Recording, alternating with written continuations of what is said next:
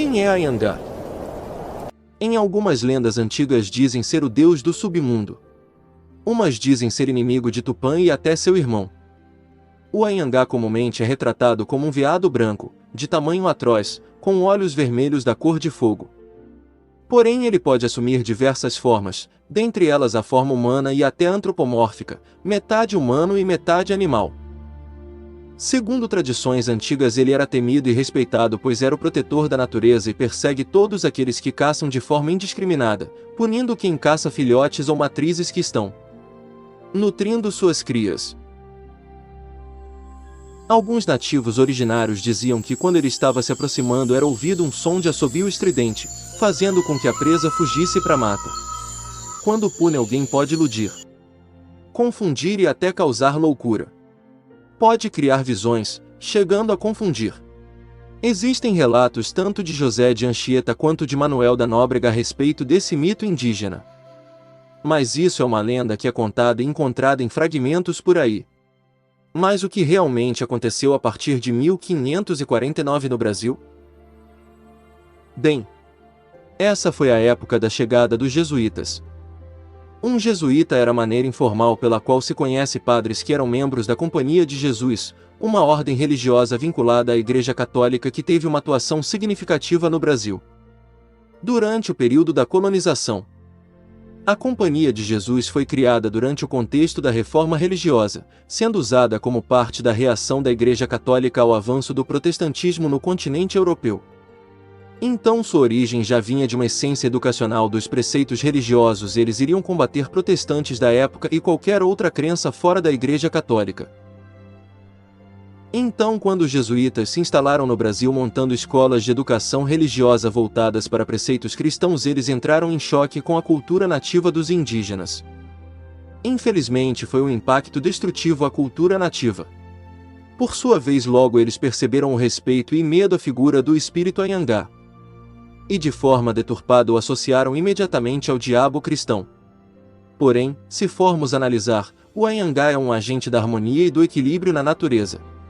Não faz nenhum sentido ele ser o diabo. E não foi pouco tempo.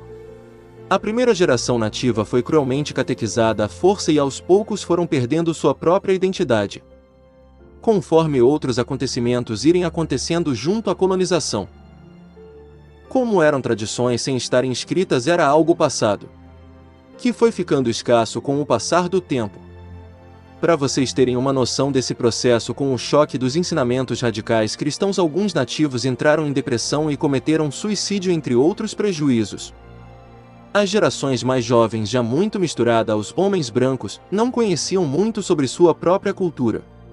E ficaram com a perspectiva que Anhangá era um ser das trevas. Daí em diante aconteceu muitas mudanças, passaram a obrigar os nativos a fazerem trabalho forçado em troca de aulas religiosas. E isso foi expandido até terem jesuítas senhores de escravos. Passado muito tempo desde a sua expulsão do Brasil por conspiração, a coroa em 1640 e retorno após cumprimento de acordos em 1653. Várias reviravoltas até os tempos atuais. O que ficou nos tempos atuais? Atualmente, a nível de Brasil, a deturpação continua por meio dos preconceitos. Mas nem tudo é sombras. Passado muito tempo e muitas lutas travadas e muito conhecimento adquiridos hoje, há quem conte a real história. A real história é muito pouco ainda. Quem conte a verdade. Por isso a importância do nosso trabalho aqui, para que essa desinformação não continue a sepultar a memória ancestral. Hoje, na cidade de São Paulo, encontramos uma região chamada Anhanguera, onde passa um rio, hoje subterrâneo e canalizado, de mesmo nome. Esse nome é devido à crença dos nativos ameríndios de que esse local era a morada de um espírito. Logo, a região e o rio têm o nome do espírito mateiro, que era seu encantado natural. A figura do Anhangá. E aí vocês se perguntam, então Anhangá é o mesmo cornífero? Como ele chegou no Brasil? Como pode uma crença celta ser parecido com uma crença brasileira? Como pode uma figura viking também estar no Brasil? Meus amigos, essa é uma visão de plano terreno fechada. Esse espírito age por aqui há muito tempo. Muito antes, provavelmente, dos nativos originários pisarem no que hoje é território brasileiro. E muito antes dos portugueses, espanhóis, franceses, noruegueses e africanos passarem por aqui. Claro. Ou vocês acham que só os portugueses passaram por aqui? Esse espírito antigo fazia tão parte dos povos ancestrais que sua importância lhe deu o título de divindade. O deus Anhangá. O mesmo cornífero. Há muitos milênios está aqui. O patrono dos antepassados caçadores. E da ordem correta em harmonia à natureza. Ele reinou desde um tempo paleolítico, em que se caçava com arco e flecha, lança e vivíamos em cavernas.